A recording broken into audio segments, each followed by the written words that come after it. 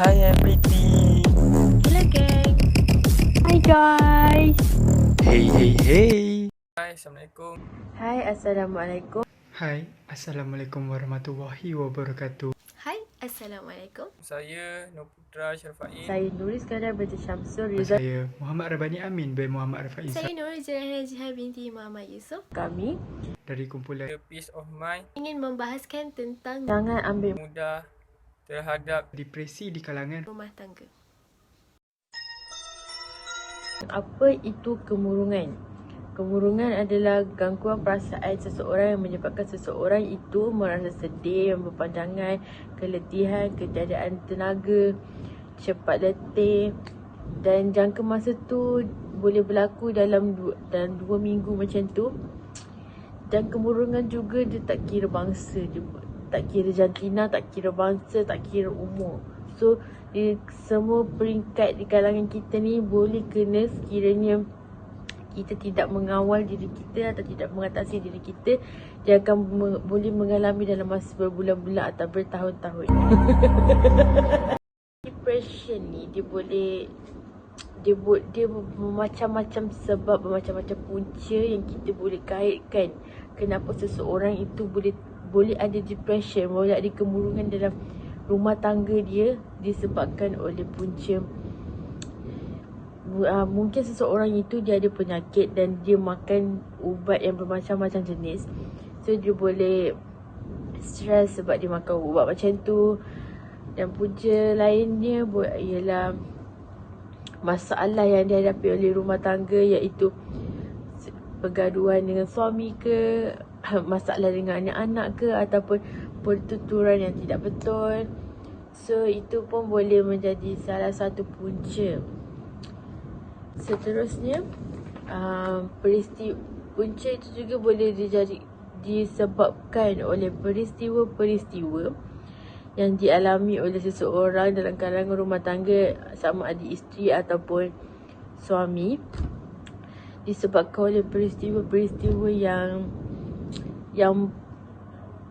pedih, yang pahit baginya, seperti kehilangan orang yang dia sayang, seperti dia mempunyai masa lampau yang teruk seperti isap dadah, minum arak atau dan sebagainya. Ibu yang baru melahirkan anak pun boleh stres kiranya suami ataupun diri sendiri tidak dapat mengawal perasaan dia. Macam mana kita nak tahu seseorang itu dia mengalami depression, maksudnya dia mengalami kemurungan? First, yang kita boleh tengok dia sedih dan jiwa dia kosong. Lepas tu dia macam setiap hari hidup dia tak seronok. Lepas tu dia susah nak buat keputusan untuk diri dia sendiri. Dia rasa tak selesa. Lepas tu macam cepat marah, dia cepat nangis. Itu salah satu itu antara yang kita nak tahu seseorang itu mengalami depression ataupun tidak. Okay. So bila contoh kita diri sendiri kita yang ada masalah-masalah tu, so kita sendiri yang boleh atasi dia dengan cara-cara yang tertentu. Okay. Wait. Habis tu I macam mana? You nak biar I macam ni je, ha? Dan mana janji-janji you kat I? You kata nak hidup semati. Azan! Mana pula janji you kata nak berubah? Tell me. You takkan berubah, Jo. I will. No, you won't. I will. No, I know you. I will. I promise you, I will. I will. You, listen to me. berikut adalah kesan kepada ahli keluarga. Yang pertama, ekonomi rumah tangga menurun. Yang kedua, pergaduhan di antara suami dan isteri. Yang ketiga, si anak menjadi mangsa dalam pergaduhan ibu dan ayah mereka. Yang ketiga, keharmonian kekeluargaan hilang.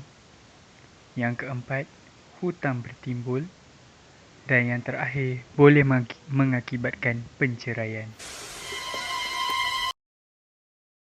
cara mengatasi masalah depression kita adalah amalkan hubungan yang sihat. Contohnya, meluangkan masa dengan orang yang tercinta.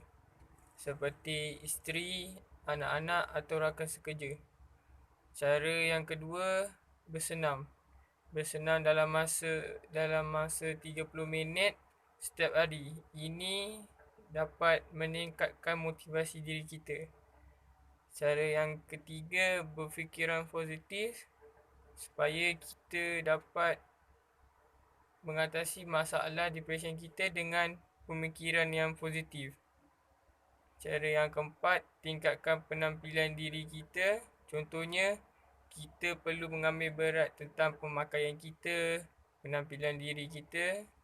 Lepas tu, ini akan membuatkan kita lebih berasa yakin dan gembira. Seterusnya ialah cara menangani depresi rumah tangga. Apabila terdapat tanda-tanda depresi pada diri kita atau pasangan kita, kita haruslah segera menanganinya. Cara pertama ialah melakukan kegiatan yang menyenangkan bersama-sama dengan tujuan untuk memberi tubuh serta fikiran kita lebih rileks. Cara kedua ialah berkomunikasi secara positif agar menemukan penyelesaian dalam masalah yang dihadapi untuk mengelakkan pergaduhan antara pasangan dan kemudian. Cara ketiga pula, mencari tahu tentang depresi dan gejala yang muncul dalam diri pasangan kita. Contohnya, membuat research di dalam internet ataupun pergi berjumpa doktor pakar. Cara keempat, memberi dukungan antara satu sama lain untuk memotivasikan diri dan pasangan supaya tidak merasa keseorangan. Cara kelima ataupun cara terakhir ialah anjurkan perawatan kepada pasangan supaya depresi dapat dirawat sebelum ia menjadi semakin teruk. Thanks for watching guys. Bye.